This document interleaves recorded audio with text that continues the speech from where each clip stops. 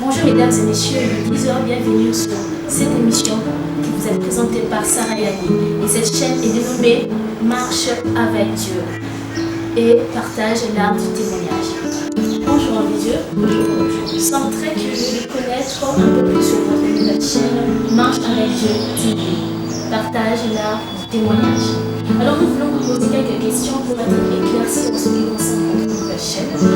La première question est celle-ci. Avez-vous déjà aspiré à créer cette chaîne depuis longtemps? Bien, merci beaucoup. Merci d'être passé.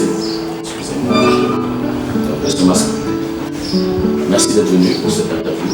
Et je ne peux pas qui est trop attaché à l'évangile de Christ à la fois.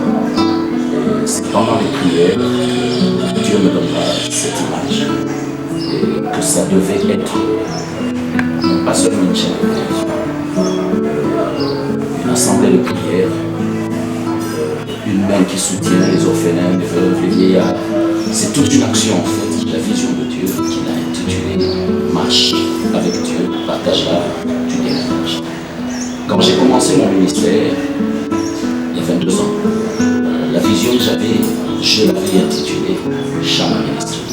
Ça a pris toutes ces années. Et voilà aujourd'hui, après l'école où nous sommes passés, Dieu dit Marche avec Dieu. Aujourd'hui, c'est la vision de l'Éternel, c'est la pensée de Dieu et nous pensons qu'il ira jusqu'où il veut qu'elle aille.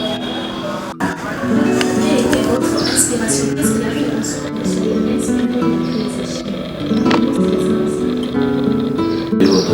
assez lourd de conséquences. On va peut-être en parler peut-être dans une prochaine émission ici, je ne connais pas vos questions.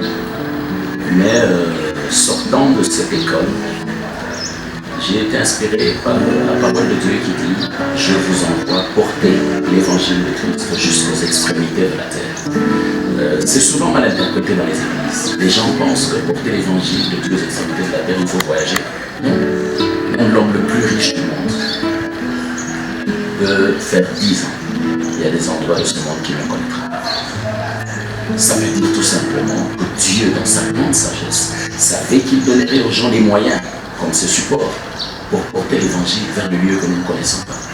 Nous n'avons pas besoin de prêcher l'évangile et chercher à avoir des signes pour nous vanter d'avoir fait des miracles, d'avoir amené telle personne à la foi. Ce n'est pas ça notre mission. Notre mission est de porter le message de Dieu. À Dieu et au Saint-Esprit de toucher les cœurs et de transformer.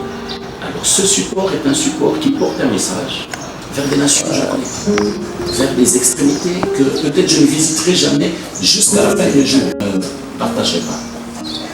Mais l'évangile sera porté dans les hôpitaux, dans les prisons, à des personnes en situation très difficile qui n'ont pas de solution. Nous nous prêchons seulement, nous portons le message. Mais le message a une puissance de Dieu pour guérir, pour délivrer, pour sauver, pour ouvrir les yeux. Donc c'est ça la vision en fait. Atteindre les extrémités de la terre sans savoir où et qui. Le miracle qui se fait est pour la gloire de Dieu, pas pour notre gloire. Voilà pourquoi nous m'appartenons pas, c'est le logo du message de Dieu qui apparaît. Nous restons cachés. Amen. Merci beaucoup, Dieu. Une autre question que je voulais vous poser, pourquoi ce n'était pas Évangélisant TV, mais pourquoi c'est Marche avec Dieu? Vous savez, évangéliser, c'est bien. C'est une chose extraordinaire. Mais ça n'a pas autant d'impact que la marche avec Dieu. Celui qui reçoit Christ ne le reçoit pas physiquement. Il le reçoit spirituellement. Et celui qui a reçu l'Esprit de Dieu, l'Esprit influence la chair, donc conditionne la marche. Il est écrit dans la Bible. Il arrivera un moment où non pas votre volonté, mais la volonté de Dieu. L'Esprit vous saisira, il vous séduira et vous transportera jusqu'aux extrémités de la terre. Vous transportera vers les lieux que vous n'avez pas choisis, mais parce que Dieu veut que vous y soyez. C'est par rapport à ça que nous nous disons, celui qui marche avec Dieu est plus fort, est plus stable, est plus debout dans la foi que celui qui évangélise. Donc voilà pourquoi, en toute chose, marche avec Dieu. Dans les études, marche avec Dieu. En famille, marche avec Dieu. Au travail, marche avec Dieu. Dans tout ce que vous faites, marche avec Dieu. Parce qu'on ne voudrait pas dire marcher avec Dieu. Pourquoi? Marcher avec Dieu, c'est un champ grand qui est vague. Et il y a des gens qui peuvent recevoir le message et dire ça me concerne pas. Mais nous précisons marche avec Dieu parce qu'il s'agit d'un individu sensible, une personne. Et cette personne est porteuse d'une multitude par le témoignage de la transformation dans sa vie. Gloire à l'Éternel. Amen. Merci beaucoup, de Dieu. J'ai été captivée par votre slogan qui est partage l'art du témoignage. Et quand j'ai consulté mon dictionnaire, l'art c'est le fait c'est un talent, c'est l'habileté, c'est aussi une représentation humaine. Alors j'aimerais comprendre pourquoi est-ce que le slogan c'est partage l'art du témoignage. Nous voulons être éclairés, je dirais. Nous voulons être éclairés sur ce slogan. J'aime beaucoup cette question. Oh, jusque-là, pour moi, c'est la meilleure question. Comme vous avez défini l'art, le témoignage est un art. Il y a des gens qui ont des témoignages qu'ils ont gardés en eux. Soit par honte, soit par peur, pour plusieurs raisons. Chacun de nous a un témoignage en lui, mais il ne sait pas le sortir. Alors, c'est comme ça que Dieu donne le slogan, partage l'art du témoignage. C'est-à-dire, quand tu développes l'intimité avec Dieu, tout ce qui pouvait retenir le témoignage n'est plus. Tu en fais un art. Et c'est l'art est une fierté. L'art est quelque chose qu'on cherche au plus profond de soi et qu'on ressort au vu de tous. Quand tu atteins cette dimension, ça devient un art que tu partages partout. Celui qui te trouvait timide quand il te trouve en train de témoigner, il est lui. Il se dit, qu'est-ce qu'il a touché? C'est cet art-là que nous voulons transmettre, afin que chacun ne garde plus son témoignage. Il peut le trouver petit, mais c'est un témoignage qui peut sauver une vie perdue. Alors, il faut que ce soit un art. Nous venons pour demander aux gens de marcher avec Dieu, afin que l'esprit sortant de l'art du témoignage et qu'il soit partagé. Vous allez nous donner en fait la grande vision qui globalise tout ce que vous avez dit. La grande vision pour cette chaîne. La grande vision, c'est d'atteindre la multitude des âmes, la multitude de peuples, la multitude des égarés, la multitude de ceux qui sont perdus, la multitude de ceux qui désespèrent, la multitude de ceux même qui ont perdu la foi, la multitude de ceux qui doutent. Il faut les atteindre. La vision, c'est de pouvoir ramener toutes ces âmes à l'éternel. Comme Dieu dit il a dit à Jonas, il a dit à Paul. Il a dit à plusieurs personnes dans la Bible, parlez, ne vous taisez pas, n'ayez pas peur, parce que j'ai un peuple nombreux dans cette ville. Nous, il ne s'agit pas d'une ville. Pour nous, il s'agit de toute la terre. Nous devons parler de la part de l'Éternel, pour que les gens apprennent à marcher avec lui et développent cet art, qu'ils le sortent, pour que leur témoignage suscite la foi là où nous ne sommes pas. La vision, c'est de faire de toutes les nations le grand peuple de Dieu, l'avènement du Christ et le salut. Merci beaucoup. Nous entendons parler, nous voilà que vous avez la soif en ce qui concerne les âmes. Ce sont ce genre de choses que le Seigneur cherche chez ses serviteurs, je dis. Et je voulais un peu savoir sur les programmes prévus, les programmes importants prévus pour cette chaîne. Concernant les programmes, nous partons d'abord d'une chaîne qui est encore sur les réseaux sociaux. Ça arrivera, vous allez en parler. Je suppose que dans vos questions c'est prévu. Mais la vision de Dieu, c'est de finir par construire un grand bâtiment qui aura un lieu de prière, qui aura l'espace d'une chaîne de télévision qui passe sur les médias, une chaîne ordinaire, pas seulement sur les réseaux sociaux, qui aura des bureaux qui gèrent les actions de Dieu. Comme on a dit tout à l'heure, soutenir les veuves, les orphelins, construire des écoles, des hôpitaux, peut-être des centres médicaux, des actions qui aident ceux qui ont la force de faire un champ, qui n'en ont pas les moyens, leur apporter une terre et les moyens de commencer. Non pas parce que nous attendons quelque chose en retour, mais parce que Dieu les a visités pour leur montrer que lui est capable d'apporter aux pauvres la richesse, aux riches la connaissance de l'humilité, aux arrogants la faiblesse de la crainte de Dieu. Voilà ce que nous avons fait. Que Dieu vous bénisse. Encore une autre question concernant votre chaîne.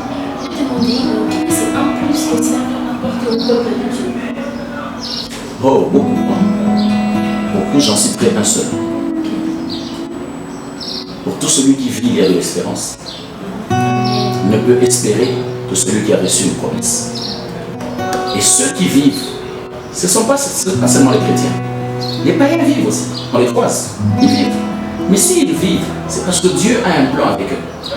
Il y en a qui seront appelés chrétiens. Il y en a qui mourront païens. Mais ils ont reçu l'Esprit de Dieu, car il est écrit: je répandrai de mon esprit sur toute chair. La chair, c'est même les animaux, les oiseaux. L'Esprit descendra. Vous comprenez un peu? Donc ça fait que le grand souhait, c'est d'arriver à toucher et à ramener, à toucher cette multitude qui doit répondre à l'appel de Dieu. Il y a un appel en fait que Dieu lance. Nous ne sommes que des porteurs. Nous sommes un vase qui est peut-être rempli d'eau pour ceux qui ont soif, qui est peut-être rempli d'armes pour ceux qui doivent se protéger, qui est peut-être rempli d'amour pour ceux qui en ont besoin, qui est peut-être rempli de grâce pour ceux qui en ont besoin, qui est peut-être rempli de pardon. Parce qu'il faut pardonner. Quoi qu'il advienne, il faut pardonner. Dieu est allé même plus loin. Il dit 7 fois 77 fois, c'est-à-dire il a démontré à l'homme que le pardon ne peut pas être bloqué. Oui. Mais seulement il faut savoir qu'il y a deux types de pardon. Le pardon, ce n'est pas ce que les gens se donnent en route. Là, je te pardonne, ça passe. Non, il ne t'a pas pardonné. Parce que là, il va, il en parle. Et quand il te voit, il peut afficher sur son visage sa colère. C'est pas passé. Le pardon, c'est celui que Christ a donné à la croix. Le pardon qui s'accompagne de la coupe de douleur. Tu as mal quand tu pardonnes. Tu pleures. Ça saigne dedans. Mais Dieu te dit: j'ai été aimé. Je n'ai pas regardé ton péché, tes erreurs. J'ai été appelé tel que tu es. Nous devons pardonner tel que Dieu veut. Dieu pardonne tout à tous. Ton ennemi juré, Dieu peut en faire ton pasteur. Ton ennemi juré qui a tué ta mère devant toi. Le jour de ton mariage, tu peux être étonné. Celui de promesse. Dieu fait les choses selon lui, non pas selon les pensées des gens. Les voies de Dieu sont insondables. Alors le pardon, c'est celui-là qui est sincère et qui fait mal. Le pardon, il fait très mal. Dieu ne garde pas le souvenir du péché de celui qui s'humilie. Non. L'homme garde le souvenir. Mais quelle est la force du pardon? C'est que Dieu le place au-dessus de la douleur. Quand il pardonne, il n'a plus mal. Ça devient une histoire qu'il peut raconter. Ça ne lui fait rien. Il croit cette personne. Il rit même avec la personne. C'est ça la puissance du vrai pardon. Voilà pourquoi à la croix, il y a eu le pardon du sage qui s'est humilié devant le Seigneur. Il a reçu la promesse. Celui qui s'humilie reçoit une promesse de Dieu. Peut rentrer et peut aller avec Dieu dans les royaumes. Parce qu'il a dit au pécheur qui était sage, par rapport au deuxième, toi, ce soir même, tu seras avec moi dans le royaume du Père. Un criminel, à quelques secondes de la mort, a vu le ciel et nous alors. Mais le deuxième pardon, c'est avant de rendre l'âme. Jésus dit: Père, car ils ne savent pas ce qu'ils font, pardonne-leur tous. Il a pardonné. Et il y a le pardon du sage qui s'humilie. Et il y a le pardon de l'insensé qui s'enorgueillit, qui meurt. Ce n'est pas notre roi. Malgré le pardon qu'on leur a donné, Dieu a pardonné. Il est parti léger. Il faut vivre léger. Il faut vivre. La colère ne crée pas, elle tue. La haine, elle tue. Elle tue qui? Pas la personne qu'on déteste. Elle tue soi-même. Parce que l'autre ne sait pas que tu la détestes. L'autre ne sait pas que tu l'aimes. Donc tu souffres seul. Bon, ça c'est ça. Dans les pardons, c'est difficile, mais c'est possible. C'est possible. Moi, Dieu, je me rends pour demander, aimez-vous qu'un jour, avez-vous déjà songé que ce chaîne soit une chaîne métier? C'est ça la vision. C'est ça la vision. On vient de commencer. Et je ne suis pas maître des telles circonstances, mais celui qui donne la vision donne la provision. Je ne suis pas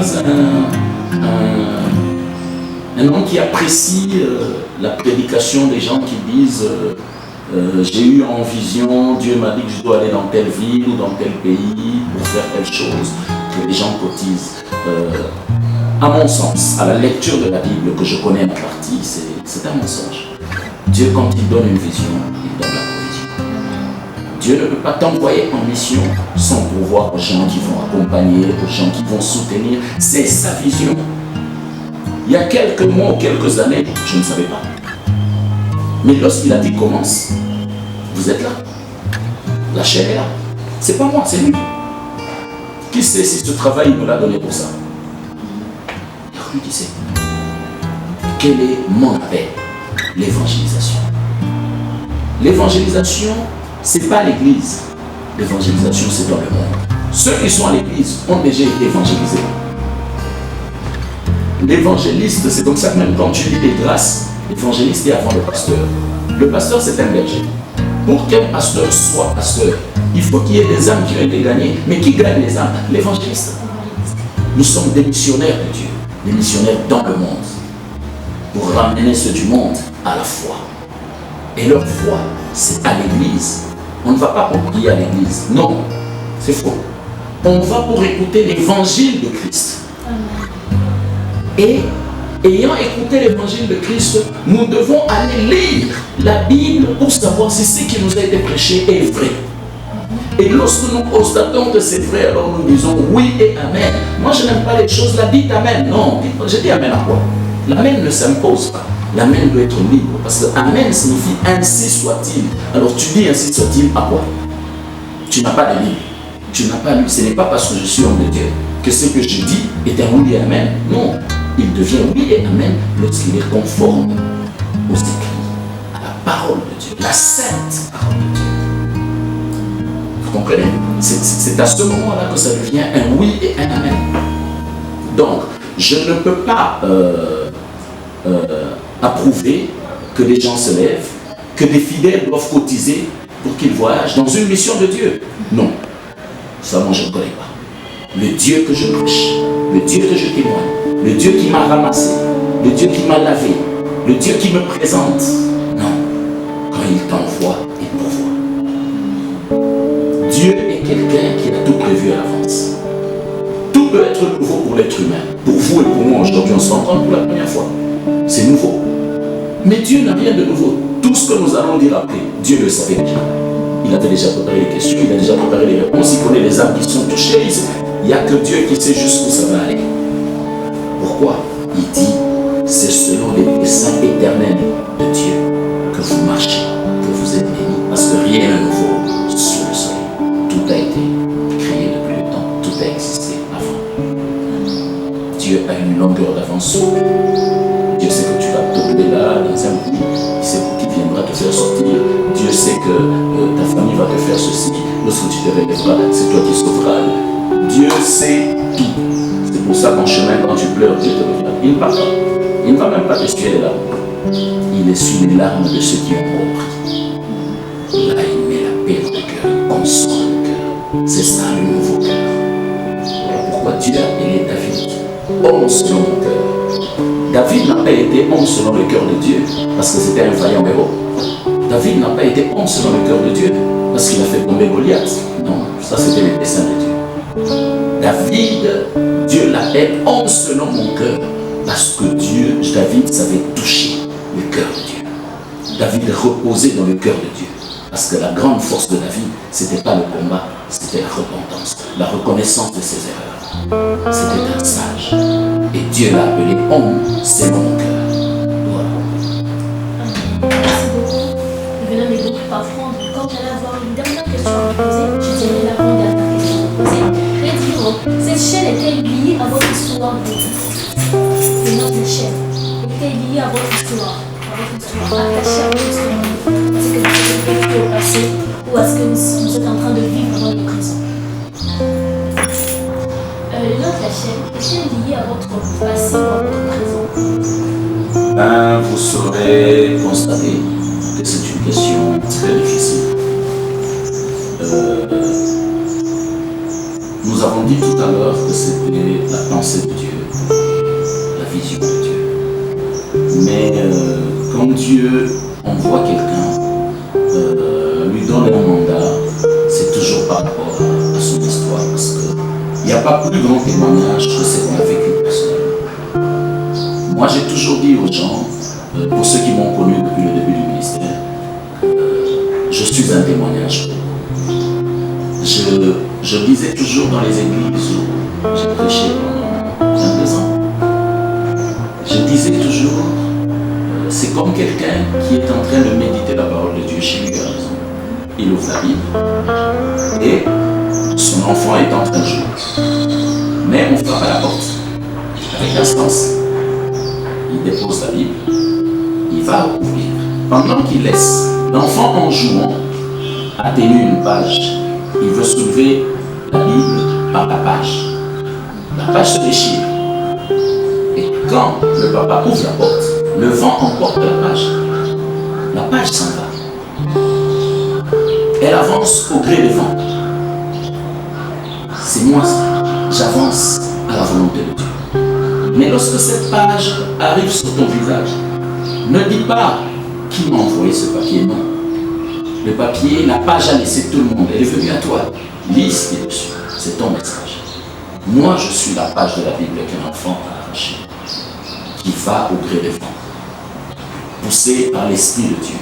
Celui qui me rencontre a une histoire à lire, a un témoignage à entendre, a une parole à connaître. Je suis une page de la Bible qui vole, qui marche, qui court, guidée par le Saint-Esprit, parce qu'il porte un message dont quelqu'un a besoin. Ça peut être une humiliation sur laquelle les gens se sont assis. Ça peut être une gloire que les gens ont découvert. Ça peut être un témoignage qu'ils ont eu tronqué, ils ont besoin d'une vérité. Ça peut être, c'est ça, la page de la Bible que je suis. Elle ne va que vers ceux pour qui elle est destinée, porteur d'un message. Porteuse, parce que c'est une page, d'un message, d'un témoignage, d'une force, d'une louange, d'une adoration, d'une prédication, porteuse de la volonté de Dieu pour celui à qui il est destiné. Donc quand tu me rencontres, ne dis pas que ce n'est pas ton temps. Non. Quand tu me rencontres, ne ris pas, ne te moque pas. Quand tu me rencontres, ne sois pas triste, ne pleure pas. Parce que moi-même, je ne suis pas triste, mais je suis fort en Christ. Et donc, soyez forts et lisez l'histoire. Cette page de la Bible est en face de vous. Amen. Que Dieu vous bénisse en Dieu. J'ai encore posé une autre question. Je voulais savoir un peu comment en fait voyez-vous cette chaîne dans le futur? Si vous devez imaginer, essayez un peu de voir la chaîne, comment vous le voyez demain? Je vais utiliser un passage biblique qui dit la foi en Jésus-Christ est une folie pour ceux qui ne connaissent pas Dieu. Cette chaîne est une folie. Non, je l'ai vu. Cette chaîne est une folie. C'est une chaîne universelle. Même quand elle passera à la télé, la chaîne à la télé sera ici au début. Mais après, elle sera sur tous les continents. Parce que Dieu m'a dit, il y aura des gens qui partiront d'ici comme représentants de la vision dans tous les continents.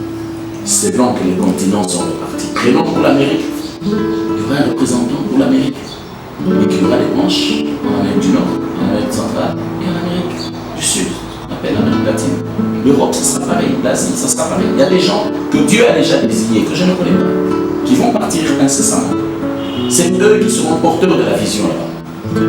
Étant là-bas, Dieu leur montrera avec qui ils vont travailler. Mais il y aura toujours quelqu'un, selon la pensée de Dieu, qui partira d'ici. Qui sont ces gens? C'est des hommes de Dieu que Dieu a déjà préparés, qui n'iront pas pour être attachés au matériel. Non. Dieu ne va pas utiliser les gens qui vont détruire son œuvre. C'est les temps de la fin. La Bible dit, le Fils de l'homme revient déjà. Il est déjà à la porte. S'il est à la porte, nous devons nous préparer, nous devons faire notre mission. C'est-à-dire, Dieu aura désigné des gens qui iront, qui ne vont pas penser acheter des voitures folles, des maisons, se vanter comment ils ont des grandes églises. Non, la grande église, ce n'est pas le nombre de fidèles comme les gens le racontent. La grande église, ce n'est pas le montant des cotisations, des dîmes, des offrandes qu'on reçoit. Non. La grande église, c'est l'état des âmes que vous avez. Quelle est la foi de cette église? Vous pouvez avoir une église d'1 million de membres. Mais dans ces 1 million de membres, vous n'avez que 2 foi. En quoi est-elle une grande église? Cette division, elle est grande parce qu'elle veut que l'on marche avec Dieu et que l'on partage l'art du témoignage. Nous sommes une église, vous êtes une église, ils sont une église. Et marchant ensemble, nous sommes cette assemblée des saints qui, quand elle élève la voix, d'où qu'elle se trouve, l'Éternel descend et agit. Parce qu'il dit, invoquez-moi et je vous répondrai. Ou, lorsque vous êtes seul dans le secret de votre chambre, si vous m'invoquez là, Dieu précise là, je vous répondrai et je vous exaucerai. La prière se fait dans l'intimité. Voilà pourquoi même quand 2 ou 3 s'unissent pour prier, Dieu est là. S'unissent pour prier. À l'église, nous n'allons pas nous unir pour prier. Nous allons pour recevoir la parole de Dieu. Lorsqu'on prie sur la parole de Dieu, selon la parole de Dieu. On n'explique pas à Dieu sa vie. Dieu connaît nos problèmes. Dieu sait ses contraintes. C'est lui qui a permis, c'est lui qui a préparé. C'est pourquoi il dit, Israël, je connaissais ta douleur, je connaissais tes pleurs, je connaissais ta souffrance. Mais puisqu'aujourd'hui tu m'as invoqué, je descends et je te répondrai. Tu vois? Donc le problème, c'est l'état de l'âme. Nous devons amener l'église au niveau des âmes. Dieu dit, tout ce dont vous avez besoin, moi je le connais. Je vous le donnerai par-dessus tout. C'est moi qui ai tout créé. Dieu sait que tu as besoin d'un véhicule. Dieu sait que tu as besoin d'une maison. Dieu sait que tu as besoin des vacances. Dieu sait que tes enfants doivent étudier dans la meilleure école. Mais c'est que Dieu dit, je te le donnerai. C'est une promesse et Dieu ne ment pas. Mais toutes ces choses sont conditionnées par ta marche. C'est ta marche à toi qui conditionne la puissance, la hauteur et le temps de la bénédiction. Si vous me permettez, je vais vous ouvrir une brèche. C'est comme un parent qui a un enfant, 3 ans déjà, un enfant parle, qui veut des bonbons. Je ne connais pas une seule maison, même pas un palais royal, qui quand ils font des provisions, ils achètent des bonbons. On peut acheter du chocolat, on peut acheter des biscuits, des bonbons. Personne ne les achètera en provision. Ah ouais. Les bonbons, on va les chercher. Alors quand un enfant demande des bonbons, dans le quartier, il ne manque pas de boutique ou de kiosque, quel que soit le quartier. Alors, si le papa marche seul jusqu'à la boutique, en 5 minutes, l'enfant aura déjà mangé le bonbon. Mais lorsque le père sort avec un enfant, un fils, le père veut que le fils marche. Mais je vous pose une question, ce qui n'était pas prévu, mais j'espère que vous me répondrez. Lorsque le père marche avec son enfant de 3 ans, qui suit le pas de qui? C'est l'enfant qui suit les pas du père. Les pas du père sont grands. Si l'enfant doit les suivre, il va tomber, il va se salir. Et le papa sera obligé de prendre l'enfant. Or, papa est propre. Va-t-il se salir parce que c'est son fils? Non. Le papa voit les choses en avant. Il dit non, pour que l'enfant ne tombe pas, qu'il ne me salisse et qu'il ne pleure pas. Moi, je suivrai les pas de l'enfant. Ça fait que, au lieu de 5 minutes, vous allez faire 10 minutes. Parce que le papa subit les désirs du fils. Or, c'est lui qui crée en nous le vouloir et le faire. Donc, les désirs qui sont en nous, c'est Dieu qui les met. Ah, Dieu veut voir la dimension de notre foi. Mais maintenant, quand il marche, qui tient la main de qui? Ah, c'est papa qui tient la main de l'enfant. Non. Encore une fois, si papa tient la main de l'enfant, l'instinct de sécurité, l'instinct protecteur, il va tellement tenir fort, l'enfant va transpirer, il aura mal, il va lâcher le papa. C'est l'enfant qui tient, généralement, il tient un doigt. Et le papa met toute son attention et son énergie sur le doigt. Il sait qu'au moindre mouvement, ce doigt va soulever cet enfant.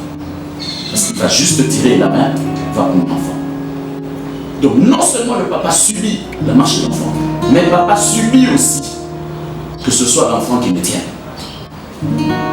Ça joue sur la marche et c'est ça qui témoigne de l'intimité d'un fils avec le père. L'enfant sait qu'il y a des voitures, il y a tout. Donc pour lui, l'accident n'existe pas. Non, lui, Papa, c'est Dieu. Il va marcher, il va choter les bouchons. Mais dès qu'il chote, il voit un bouchon qui sort, l'enfant va s'arrêter. Parce qu'il veut jouer avec le bouchon. Mais le papa ne va pas le demander. Parce que si le grand enfant va se rouler dans la terre, et ce sera bon. Puisque le papa a toujours de l'avance. Il dit, mon fils, les bouchons sont sales. Ça peut te blesser. Tu vas saigner. Un enfant qui apprend à saigner, il refuse. Mais ils se sont arrêtés. L'explication et le stop peut prendre 2 minutes. On passe à 12. Et on avance encore. Donc quand tu t'arrêtes dans ta marche, Dieu ne parle pas. Dieu te parle. Et généralement, les gens n'écoutent plus Dieu, ils préfèrent écouter le monde. Et ils s'égarent. Là où ils vont, Dieu n'est pas loin. Dieu est toujours là, il y a toujours une petite voix qui te parle. Quand tu es seul, après avoir péché, après avoir fait tout ce que tu fais, qui es-tu face à Dieu, face à ta conscience? Quel est le témoignage de ta conscience? C'est ça Dieu. Il parle avec une voix très paisible. Mais l'enfant voit des gens jouer au ballon. Il va aller leur dire les bonbons. Papa, je veux le ballon. Qu'est-ce que papa fait? Oui, mon fils, je t'achèterai un ballon. 2 minutes. Le papa fait une promesse. Est-ce que la promesse lui a dit tel jour? Non. Il lui a dit, je t'achèterai un ballon. C'est une promesse à laquelle l'enfant dit oui et amen parce que papa ne ment pas. C'est ça avec Dieu. L'enfant voit des gens en train de jouer avec un vélo. Papa, je veux le vélo. Oui, à ton anniversaire. Je t'achèterai un vélo. Quand? À ton anniversaire. Est-ce que papa a dit quel anniversaire? Tu as plusieurs anniversaires dans ta vie.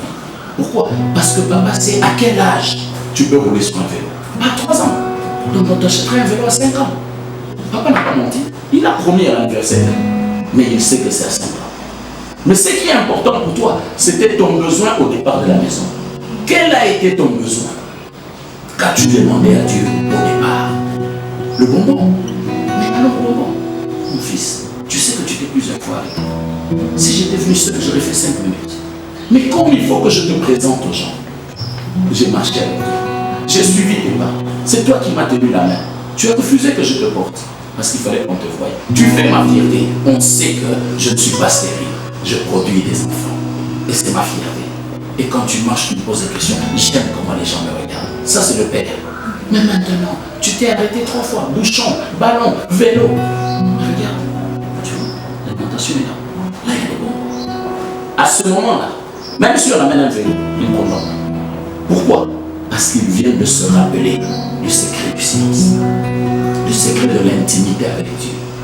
Que Dieu t'a-t-il dit qui maintient ton espérance? Si tu rentres à ça, tu marcheras. Donc la bénédiction ne dépend pas de Dieu. Elle dépend de ta marche. Toi qui es fils, qu'est-ce qui t'est distrait sur le chemin de la promesse? La promesse, c'est ça, l'intimité que tu as eue avec Dieu dans le secret. Et c'est ça qui maintient ton espérance. Mais tu es tellement pressé, distrait par ce qui brille. La bénédiction traîne. C'est toi qui as quitté le chemin. Mais Dieu est toujours avec toi parce qu'il n'abandonne pas ses enfants. Et donc voilà ce qui arrive avec la bénédiction. Elle traîne, non pas par Dieu, mais parce que toi tu marches mal. C'est pourquoi il dit soyons comme des petits enfants. Chaque jour leur esprit est devant ma face et moi l'Éternel, j'écoute et j'exauce leur prière. La foi en Dieu, c'est être comme un petit enfant. La foi en Dieu, c'est obéir. La foi en Dieu, c'est la sagesse de s'humilier pour toucher le cœur de Dieu. Le cœur de Dieu, c'est ça, la maison du trésor. Tous les trésors sont dans son cœur.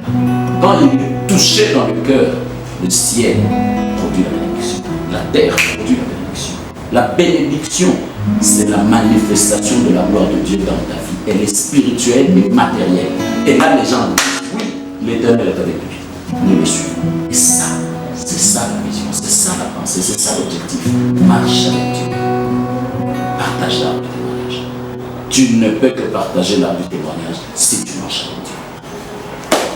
Mais en tout cas, je suis très émue par ces paroles très sages de votre part. Et déjà avec une question très simple en tout cas.